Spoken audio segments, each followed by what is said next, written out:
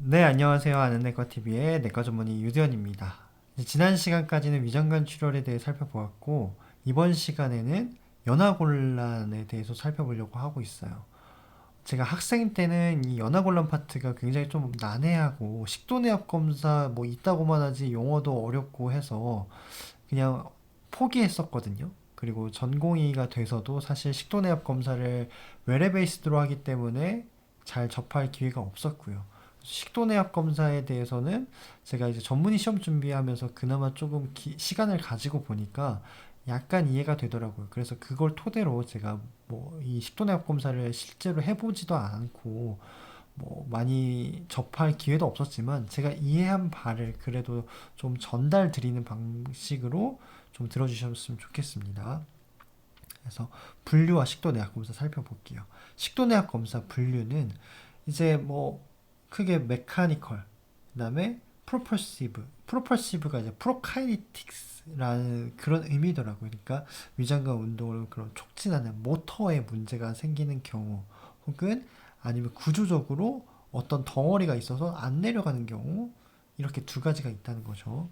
그래서 여러 가지 원인들이 이렇게 있지만 가장 큰 줄기는 두 가지다. 근데 이 두 가지를 어떻게 구분하냐라고 한다면 여기 보시면 이게 많이들 들어보셨을 거예요. 저도 학생 때 이것만 기억이 나거든요, 사실. 그래서 고체만 막힌다. 그럴 경우는 메카니컬 obstruction이라고 하고, 처음부터 물도 안 내려가고 고체도 안 내려간다.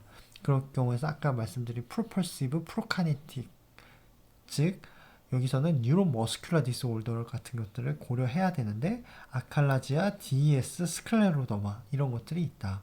그래서 그 반대편, 예를 들어서 스트릭처, 칼시넘, 뭐 식도암이나 뭐 이런 것들이 있으면 애초에 음식 자체가 안 내려가기 때문에, 하지만 물은 드실 수가 있거든요. 꽉 막히지는 않았기 때문에.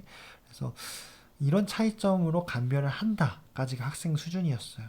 그래서 해리슨에서도 마찬가지로 프로펄시브가 이제 그런 뉴로머스큘라 디지즈의 일환이다라고만 알고 계시고 해석을 하시면 되고요.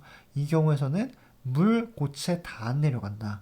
우리가 아는 GERD 뭐 이런 걸 수도 있겠지만 아칼라지아, DS, 스클레로더마 이 삼총사가 있다 라고 알고 계시고, 그 다음에 구조적으로 문제가 있는 건 워낙 많아요. 뭐 예를 들어서 젊으셨을 때 뭐 어떤 여러 가지 사연 때문에 뭐 그런 뭐 자살 사고를 했다거나 해서 뭐 농약을 드셨다거나 뭐 그런 뭐 양잿물을 드셨다거나 해서 스트릭처가 생겼을 수도 있고, 여러 가지가 있다는 거죠. 그런 뭐 암 자체에 의해서도 막혔을 수도 있고, 이 경우는 고체만 넘기는 게 힘들다라고 하고요. 사실 이렇게 연하곤란, 삼킴곤란이 있을 경우에서는 우리가 가장 먼저 고려할 게 VFSS예요. 이게 비디오 투시 연하 검사라는 건데, 주로 제가 수련받았던 병원에서는 재활학과에서 주로 했었거든요. 그래서 실제로 음식, 요플레 같은 그런 점도를 높여가면서 드셔서 그게 이 기도로 이렇게 흡인이 되는지 살펴보는 거예요. 그래서 반복적으로 폐렴이 걸리시는, 기력이 딱 봐도 없으시는 노인 환자분들께 VFS를 해봐서 만약에 아스퍼레이션, 즉 흡인의 흔적이 있다. 그럴 경우에서는 입으로 더 이상 드시면 안 돼요. 사실 콧줄을 낀다든지 뭐 PEG까지 고려해봐야 된다든지 뭐 그런 것들을 해봐야 될 수도 있고, 메카니컬 코스를 감별하기 위해서 이, 이 상부 위장관 내시경을 시행하셔야 되겠고, 식도내압 검사 이 중요하죠. 그래서 뉴로머스큘러 디스올더, 아칼라지아, DS, 스클레로더마 이런 것들을 감별하기 위해서 이게 센서가 이렇게 달려 있어요. 3cm에서 5cm 간격으로 센서가 달려 있다는데 이걸 주입하는 거예요. 그래서 이 음식이 내려갈 때 이제 삼켰을 때 이 내압의 형태가 어떻게 변하는지를 파악하는 그런 검사라고 합니다. 그래서 여기 보시면 이 삼키기 시작했으면 이게 시간이거든요. 가로축이. 이 세로축은 압력이고, 압력이 이제 높아졌다는 뜻이겠죠. 시간이 갈수록 이렇게 진행을 한다라고 하는데, 여기 치명적인 단점, 식도의 모든 부분을 반영하지 못한다. 왜냐면 3에서 5cm 간격으로만 이 센서가 있기 때문에, 그럼 하필 요 부위에 문제가 생겼을 수도 있잖아요. 이 부분의 문제는, 압력은 측정할 수 없다는 게 단점이겠죠. 그래서 이런 이 기존적인 전통적인 마노메트리라고 하는데 이 식도내압 검사를 통해서 우리가 확인해 볼 수 있는 거는 제가 뒤에서 반복적으로 설명을 드리겠지만 아칼라지아, DES, 뭐 스클레로드마, 너크레커 에소파거스 이런 것들이 있다라고 하고 아칼라지아 같은 경우에서는 사실 타입 1, 2, 3에 따라서 다 달라요. 근데 그것까지는 우리가 전문의 수준에서 안 나오고요. 여기 보시면 LES, 로어 에스파지오 스핑터 이 부분의 압력이 높아요. 다른 질환들과 대비했을 때. 그래서 아칼라지아는 LES를 봐서 식도내압이 높다. 그러면 아칼라지아구나. 이렇게 알고 계시면 되고 DS는 LES 높지 않아요. 근데 정말 이 안에 있는 이 중부, 중하부에서 이 앰플리티주라고 하죠. 이게 올라간다는 거죠. 그리고 듀레이션도 길고 이게 반복적으로 나타나요. 다른 것들은 한 번 나타나고 사라지지만 이 DS는 반복적으로 나타난다. 라고 알고 계시면 되겠고 여기 보시면 너크래커 같은 경우는 사실 이걸 물어보는 문제는 별로 없어요. 하지만 여기 보면 정상에 비해서 내압이 굉장히 높고 페리스탈시스는 정상적으로 일어난다 라고 알고 계시면 되겠고 그 다음 스콜레로더마 같은 경우에서는 그냥 이 스클레로더마가 제가 나중에 류마티스 내과에서 드리겠지만 이게 딱딱해지는 거예요. 그러니까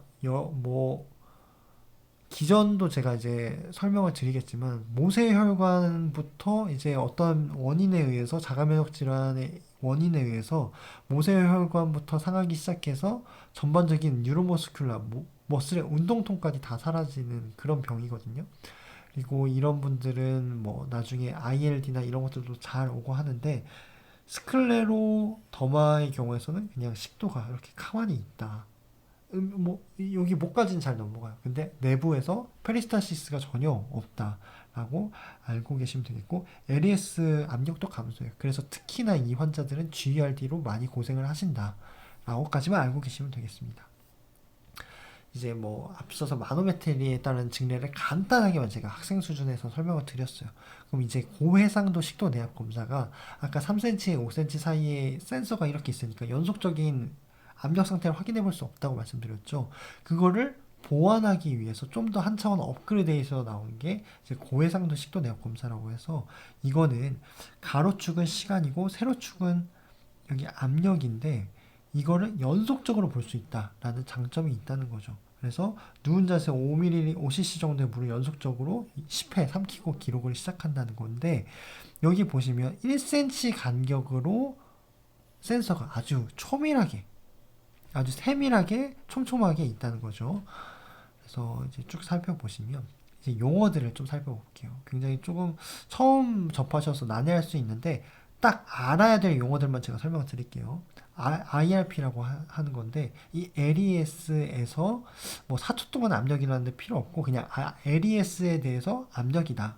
근데 이게 높아지면 아까 제가 뭐라고 말씀드렸죠? 아칼라지아다. 그래서 IRP를 측정하는 게 중요하고요. 그 다음에 여기 CDP라고 나와 있어요. CDP. 이 CDP라는 거는 이 꺾이는 그 지점을 말하는 거거든요. 이렇게 잘 내려오다가 여기서 이제 LES 근방에서 이제 꺾여요. 그래서 이 꺾이는 지점이 CDP다. 그다음 DL이라고 해서 디지털 레이턴시라는 건데 이게 어떤 걸 말하냐면 이 삼켰을 때부터 이 꺾이는 이 지점까지 거리를 디지털 레이턴시라고 해요. 근데 이게 짧다. 그러면 DS예요. 그래서 제가 그건 뒤에서 말씀드리겠지만 중요한 건 뭐다?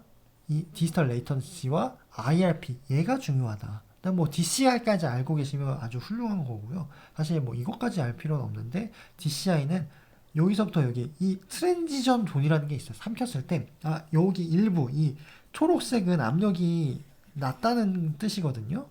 근데 빨간색은 이제 압력이 높아지고 노란색도 높아진 건데 이 중간에 압력이 사라지는 지점이 있어요. 그걸 트랜지션 존이라고 영어로 표현하는데 그 지점이 이제 지점부터 해서 이 압력, 이 삼켜왔을 때 LES 그 끝부분까지를 둘러싼 이 부분을 적분한 값이라고 생각하시면 돼요.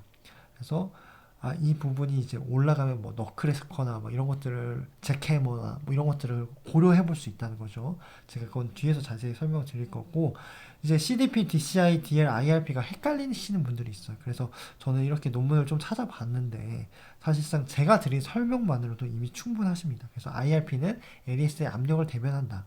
디지털 레이턴시는 이 먹는 그 순간부터 이거는 초예요. 디지털 레이턴시 초. 이게 짧으면 짧을수록 DES다 라는 거고 그 다음에 아까 말씀드린 DCI 이건 적분값이다 라고 알고 계시면 되겠습니다. 그래서 이런 용어들이 있다. 그래서 IRP는 여기 LES에 대한 압력이다.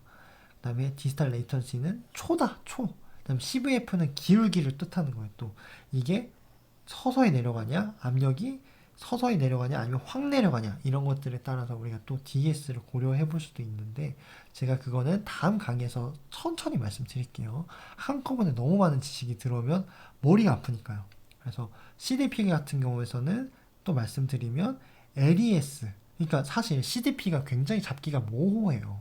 우리가 이 삼켰을 때부터 CDP까지 거리를 우리가 디지털 레이턴시로 잡아야 되기 때문에 CDP를 알아야 되는 게 중요해요. 근데 CDP가 어떤 거는 여기서 더 멈추는 것 같고 어떤 거는 끝에서 LES 근처에서 멈추는 것 같은데 CDP에 대한 전제 조건은 반드시 LES 프로시멀 마진에서 3cm 이내에 위치해 있어야 된다는 거죠.